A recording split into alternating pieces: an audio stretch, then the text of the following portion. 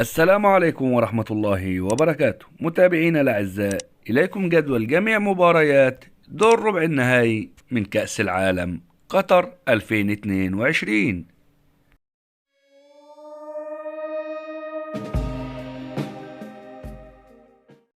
مباريات يوم الجمعة 9/12/2022.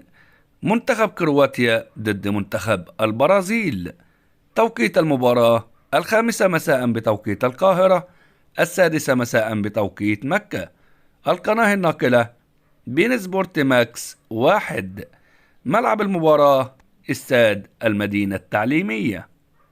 المباراة الثانية منتخب هولندا ضد منتخب الأرجنتين. توقيت المباراة 9 مساء بتوقيت القاهرة، 10 مساء بتوقيت مكة. القناة الناقلة بين سبورت ماكس 1. ملعب المباراة استاد لوسيل. مباريات يوم السبت 10/12/2022. منتخب إنجلترا ضد منتخب فرنسا. توقيت المباراة 9 مساء بتوقيت القاهرة، 10 مساء بتوقيت مكة. القناة الناقلة بين سبورت ماكس 1.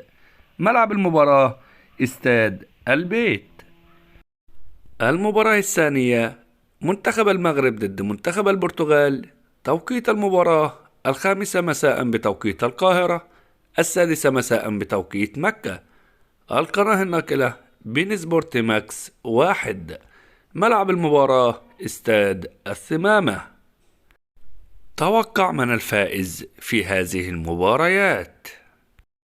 لو عجبك الفيديو لا تنسى الاشتراك في القناة وتفعيل زر الجرس ليصلك كل ما هو جديد. والسلام عليكم ورحمة الله وبركاته.